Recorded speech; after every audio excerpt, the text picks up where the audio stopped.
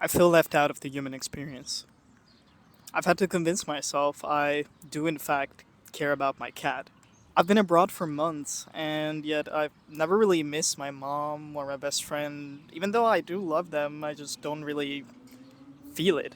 Sometimes I fear that the capacity to truly feel affection towards a partner or experience a sense of passion and purpose in what I do might just fundamentally not even be within me, no matter who I would meet or what I might do. And when I witness other people living their lives, even though I cannot really know what it's actually like to be them, my thoughts could best be described, I think, by this quote by Andy Warhol: "It's all television." As if my own experiences are not real even to me, as if it's just events that happened to me, but there's not really anything connecting all that much within me, if that makes sense. And I think this could be a very lonely and isolating experience. Since a couple of years, maybe 4 or 5, things just don't feel the same for me anymore. Things just don't feel. I just don't really feel things. And ironically, that's been hurting me a lot. And even though I am quite numb even to this most of the time, there is an awareness that lives within me all of the time that there is so much that I'm missing out on. And the strangest experience to me is to be missing out on an experience even while literally in it. Like, I feel detached from even the reality that I am living at certain times. I would not say that I have experienced a lot of things in my life. I think objectively I have done and experienced less than most people my age, and I have not created or developed myself as much as I personally would have wanted to. But I know there's been some things, and there are still moments where I would love to just be fully present with a person, a family member, a friend, or feel a sense of satisfaction, purpose, pleasure in the beautiful things that I, you know, get to experience at times, get to be a part of, get to have, and yet I feel like it's all just going to waste. And there's various names for this. There is a condition called anhedonia, which is actually not a condition by itself, but rather a symptom of various mental health conditions. But anhedonia literally means the absence of pleasure. And I think for me, um, this state expands beyond just the absence of pleasure. It's not like I am deeply sad or depressed or feel terrible all the time. I just kind of feel flat. And while I do notice some difference in, you know, some days or some moments, I might just have this sense that I'm doing a little bit better than usual or a little bit worse, but I feel like overall it's quite rare for something to truly deeply like cut through that state for me.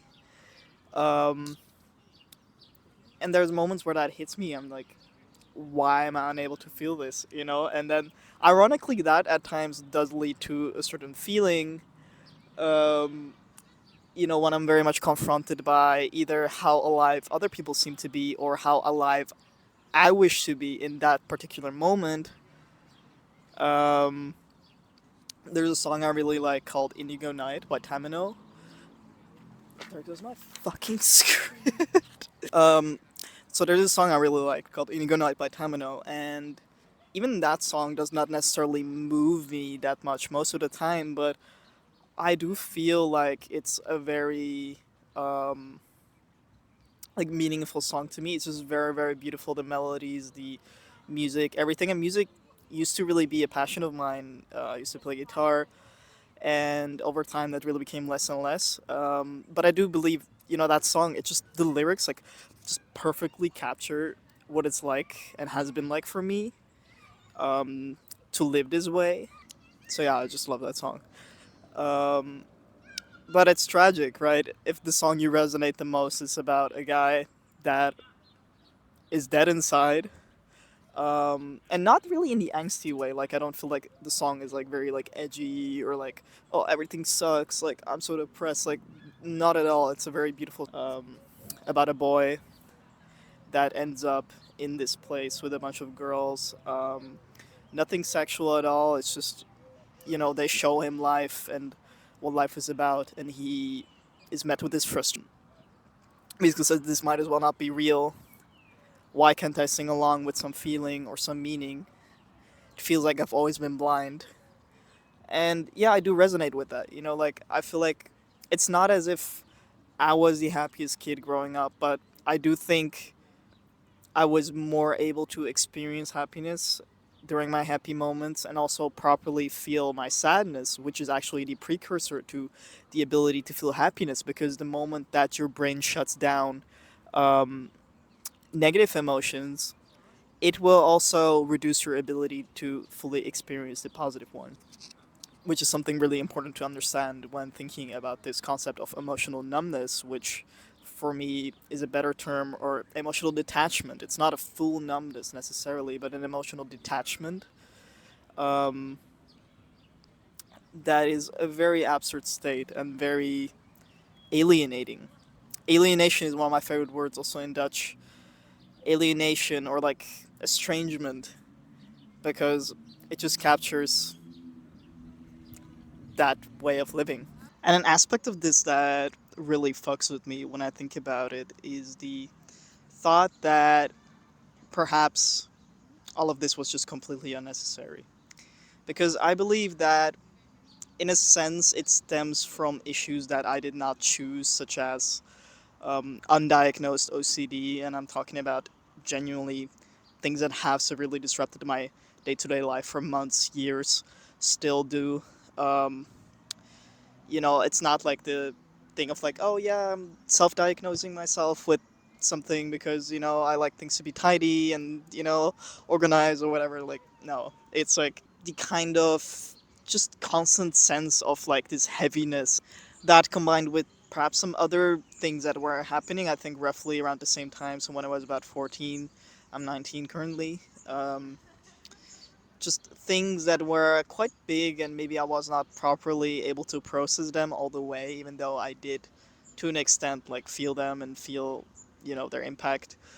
But beyond that, I think there's also a large component that just consists of like basic habits like sleep. Like my sleep has never been like ideal, or like exercise. I've never been able to be consistent with that, or like not eating tons of sugar all the time. Like those things are obviously going to impact your mental state when you don't take proper care of your body, because your brain is literally a part of your body.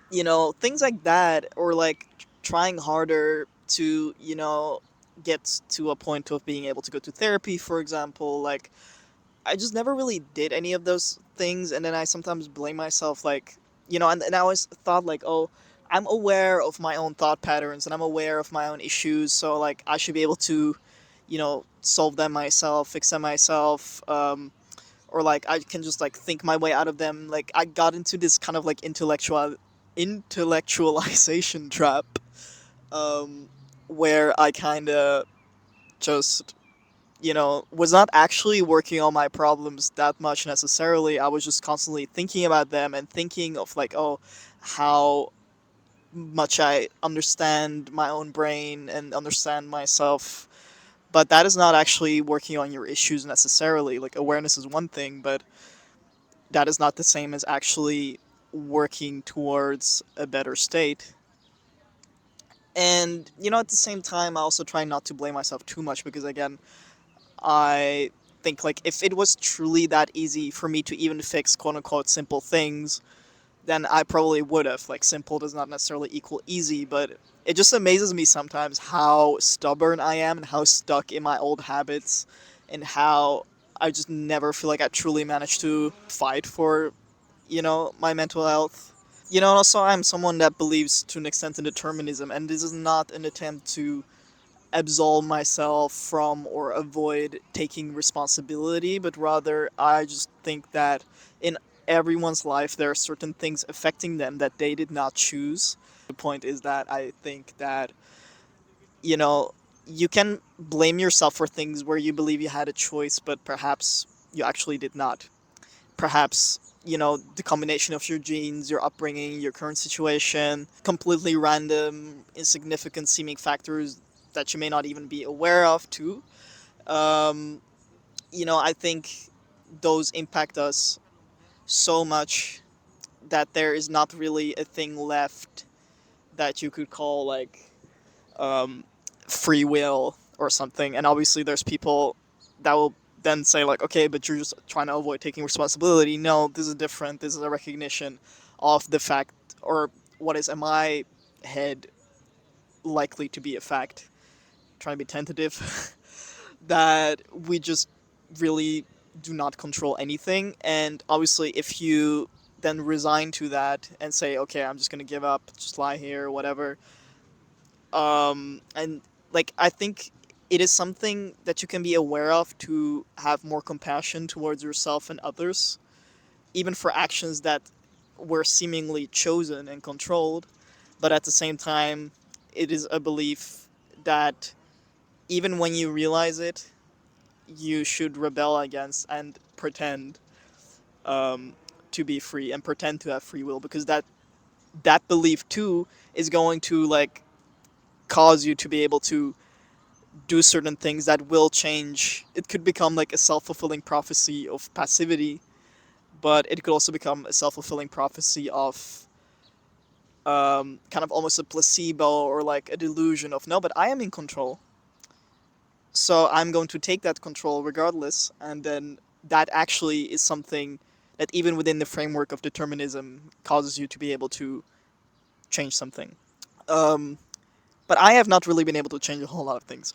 Obviously, an overstatement, exaggeration. It's not like, obviously I've changed over the years, but I feel like there has been relatively little meaningful change in my actual experience of life, even if maybe my mindsets have changed or I've learned certain things.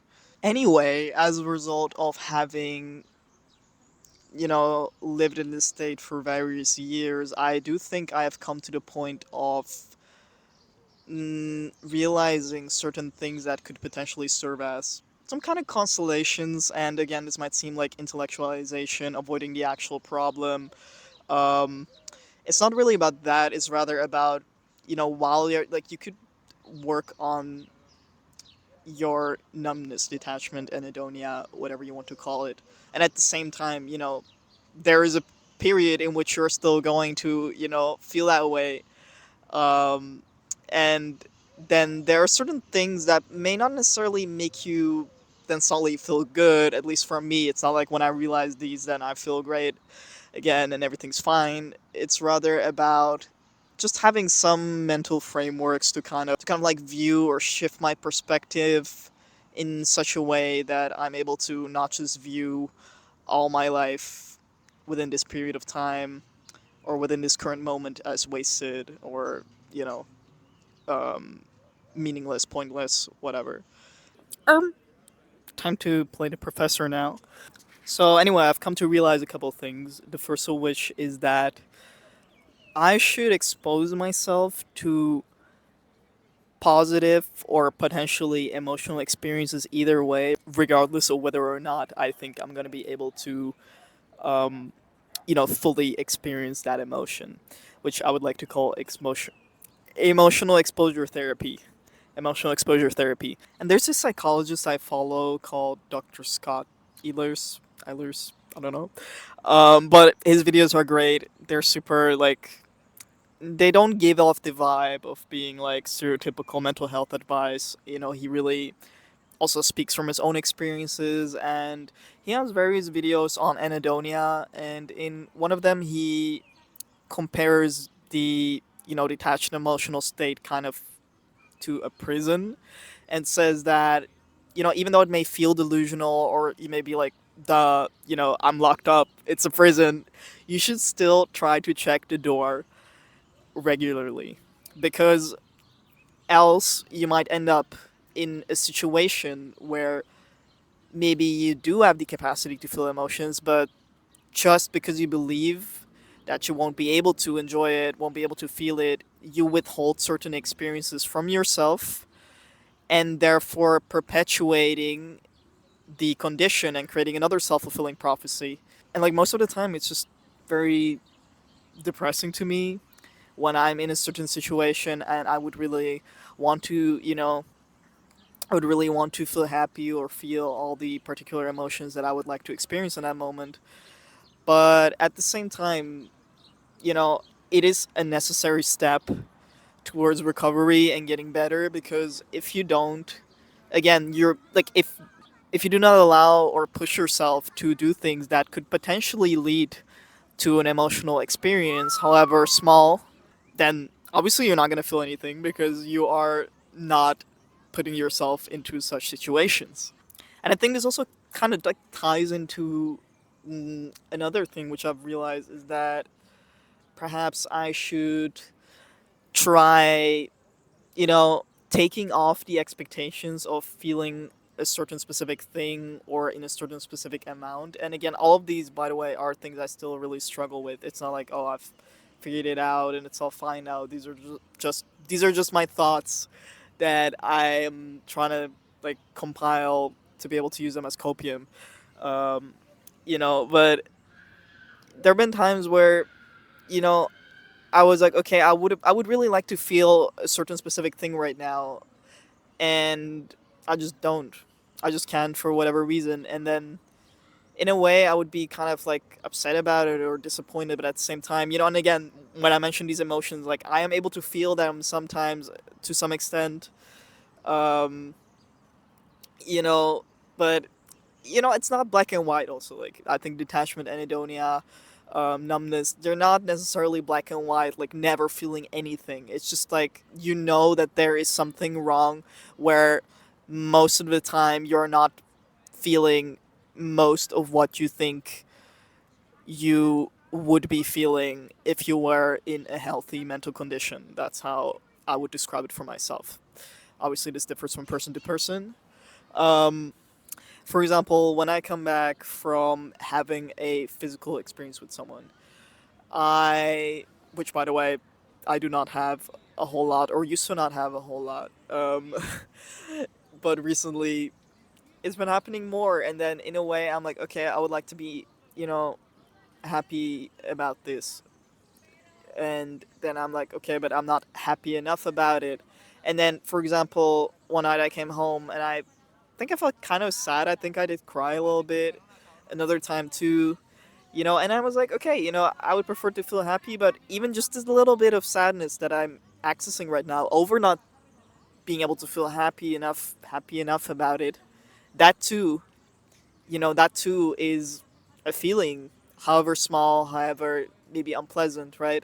And also, I think we put a very much like a certain specific expectation towards very specific experiences. So, for instance, you could say, okay, right now I would want to feel very good, like emotionally, but perhaps, even just being touched by someone and just focusing on the not even sexual, just sensory aspect of like feeling someone's hand or your body, for example. Even if it does not connect emotionally, still, I think that is a healthy experience to pursue and is better to have than to, deny yourself a certain experience, isolate yourself because you're like, oh, well, um, I'm going to be numb to it anyway.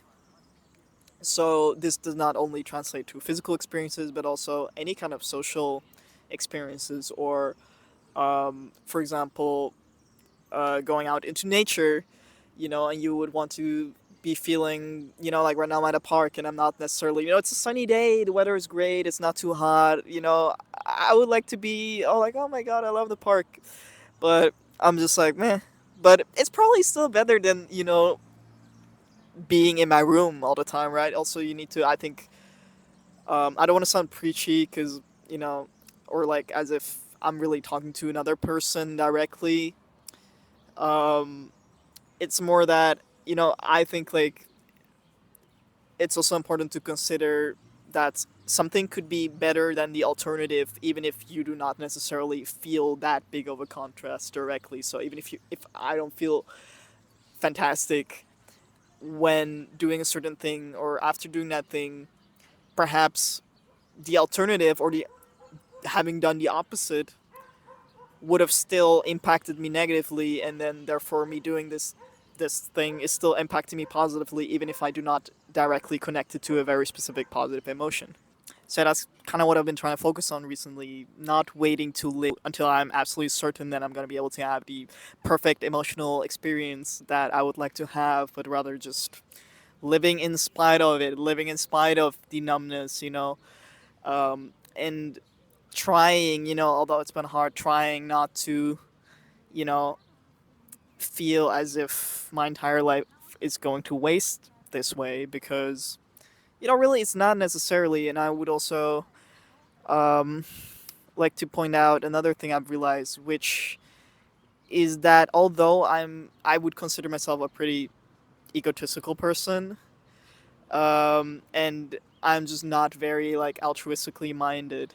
Um, I still think that the realization that, for example, when I spend time with a family member or with a friend, and I was not as emotionally present as I would like to be, the other person might have still really enjoyed spending that time with me, and so that way I still improve their life. And also, again, because the alternative is being alone, not giving yourself any opportunities to feel anything, isolating yourself, that alternative is definitely worse. So that in a way I will have improved my own life regardless of whether or not I feel it super deeply, but also this other person's life. So that kind of helps with the idea that I'm just wasting every moment on my numbness, because no, like that moment has value even outside of me, even if I might not, feel a whole lot about that. I think it's still the truth.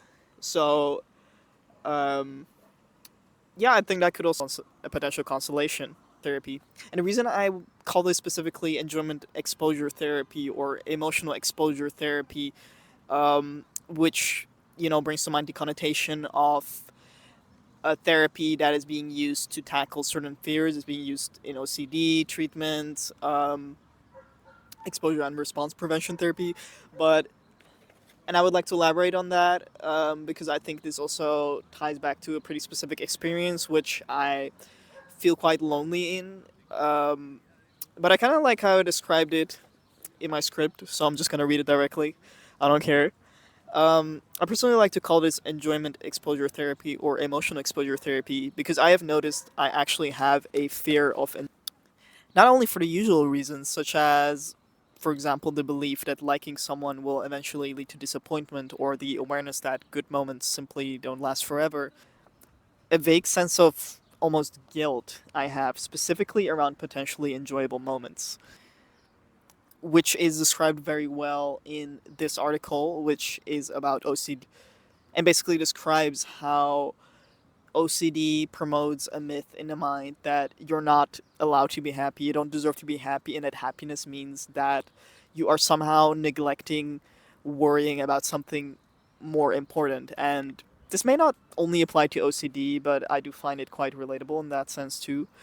Um, and it might sound strange, like, what do you mean you're afraid of happiness, or of enjoyment? But for some reason, it's this thought, um, this sort of like almost panic, like specifically kicks in, either when I am directly within a potentially enjoyable moment or am about to have. I've developed the habit of experiencing everything in a very mediated rather than spontaneous sense, like a cognitive bypass, even for happiness. The moment I notice I'm in a nice moment or know I'm about to be, I become hyper aware of it and either force myself to worry about all kinds of unrelated, completely wrong, or begin judging my own experience of the moment or lack thereof.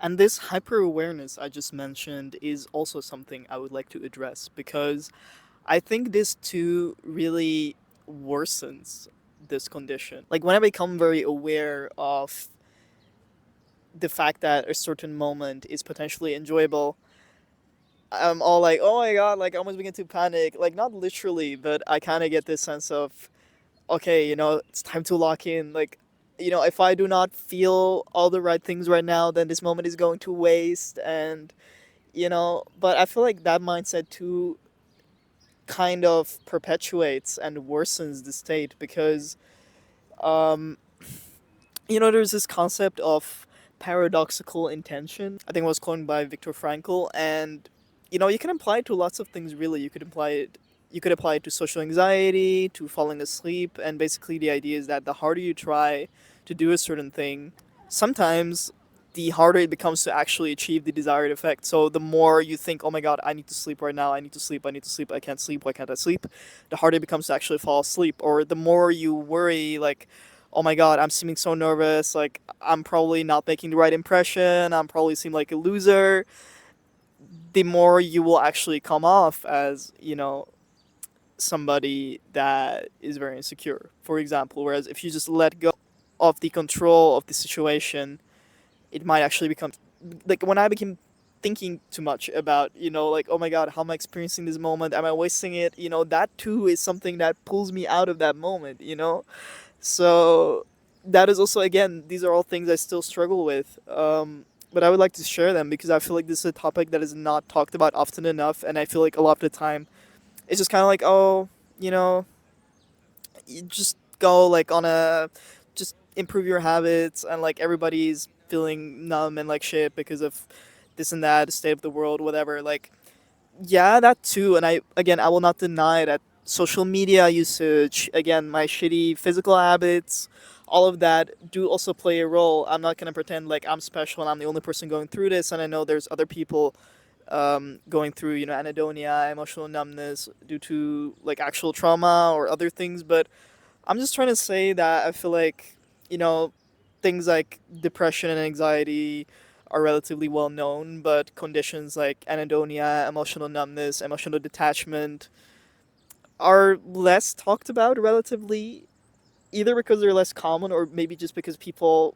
feel like other people won't understand it. Like, what do you mean? You can be with your family and feel nothing, while you're not particularly depressed or something either. Anhedonia could be a symptom of depression, but like, it almost sometimes feels like I'm admitting that I'm just like this heartless person, but I'm not. I hope. It's just my brain malfunctioning at this point in time. It does not have to define me, but it becomes very difficult when I do begin to feel like I'm just a bundle of thoughts. There's no one there inside, there's no like heart, there's no like, you know, it's hard, but I hold hope that eventually it'll get better and that I'll get to feel more things again. Um, which also leads me to another point, which is again by Dr. Scott. And there he basically says that even if you struggle to experience anticipatory pleasure or consumatory pleasure, which are ways to categorize anhedonia, you can have anticipatory anhedonia, consumatory anhedonia. So anticipatory is before the event happens, like being able to be excited about something that's gonna happen. Consumatory is about being able to actually enjoy it in the moment. He says basically that there's a third dimension that people forget, which is the retrospective dimension. I'll also link like all the videos and things I'm referencing in the comments. Not in the comments, in description. In description. And that basically he describes an example of where he was on a trip and he really wanted to enjoy a certain moment during that trip, and he knew it was a beautiful moment, but he just couldn't really feel it.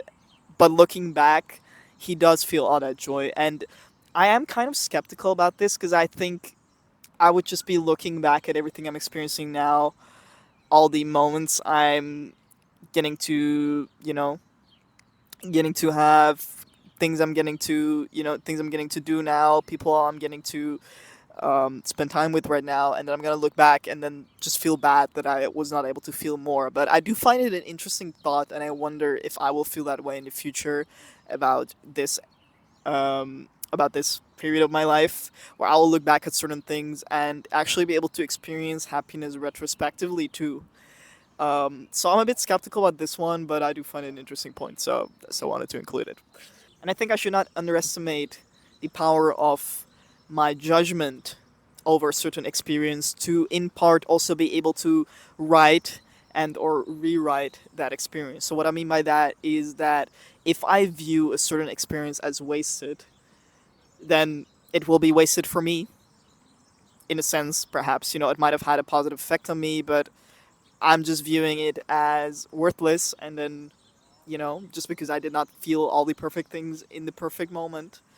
Um, but if I reframe it as something that, you know, has been positive for the other person or has been positive for me in some way, or that I, would be able to, um, get something out of that experience, perhaps at a time that currently I cannot even know, like perhaps a certain thing that I'm doing right now and I'm not really able to enjoy it, but in the future that will become maybe an inside joke that I will laugh about a lot with that person, or it will become something that improves my skills in a certain field, and then when the time comes that I am able to experience more enjoyment or happiness, I will be very happy to have learned that skill now, even if right now I don't care a whole lot about it, for example.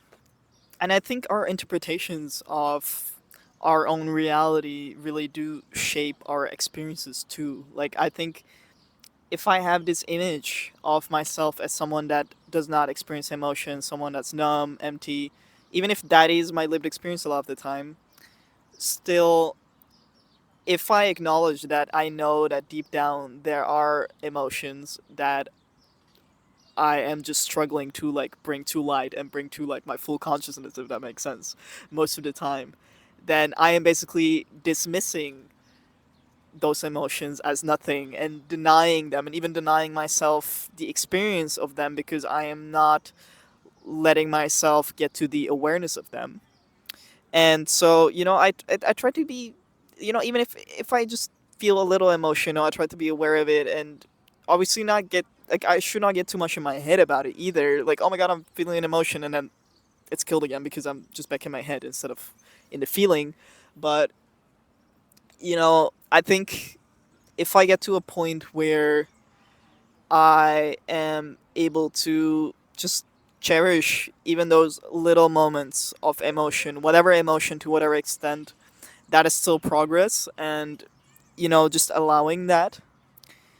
Um, and also I think there are moments where I am able to cry, I am able to experience like a bit more.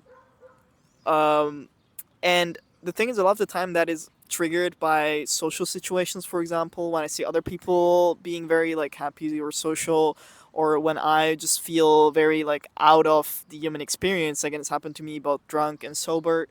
And in a way, I feel like that could be quite embarrassing. I'm like, okay, why do I like when I'm finally able to, have a release of my emotions? Why does it have to be in a situation in which I feel uncomfortable to release myself that way? But at the same time, it's like, I'm glad when I'm able to feel anything, even if it's sadness, even if it's frustration or loneliness or alienation. I know that it's still better than numbness, and like I said before, that is the precursor to also being able to experience positive emotions, because like your emotional system, you cannot shut it off selectively. Like, it will shut off all at once sometimes if a certain part of it is something that you are repressing. And all of this is easier said than done, but I guess trying to allow it, trying to get to a point of cherishing it, I think that's good. So the last thing I would like to say is, you know I really think I have underestimated the potential of therapy to help me. Like, I've always thought like, oh yeah, but I already understand my problems, I already know what to do, I just need to find a way to like get myself to do it. Okay, the fact. And then one time a friend told me like, okay, but if you cannot get yourself to do the things that you need to do, then perhaps you need a therapist to motivate you, or to find out why you cannot motivate yourself to do that, what are the underlying patterns. And that's very true, and yet I still didn't listen. And obviously it's easier said than done, especially if you're young. I was also young, I was like 14 when all of this started, and before that I had some issues too. And it's like, you also depend a lot on your parents potentially, or on your financial situation. But if there is an opportunity for you to try to get therapy, even if you think, oh, I know better. I think this is especially something that happens with people that intellectualize a lot and analyze their emotions a lot and are very self aware of their own thought patterns. You're like, oh, but I already know what I need to do. I already know. Or like it's so simple and obvious, and or maybe it's not simple or obvious, but I know. Okay, but if you are not able to actually do something with that awareness, with that knowledge, then maybe therapy could help. Obviously, not every therapist is gonna be good. Obviously, some might even make it worse if they don't understand you, or take you seriously, or don't know how to help you. But I do wish I would have given it a shot when I was at the height of like my OCD, or like when I was noticing I was more and more like falling deeper and deeper into this kind of like black hole of emptiness. Because I feel like the longer you spend in it, the harder it is to get out of it. It's not impossible, but it's like it becomes your new normal. It's just your brain has practiced, you know, this way of being for so long that I think it's going to be very hard for me to really break out of it. But, you know, I remain hopeful, and that's all I can do.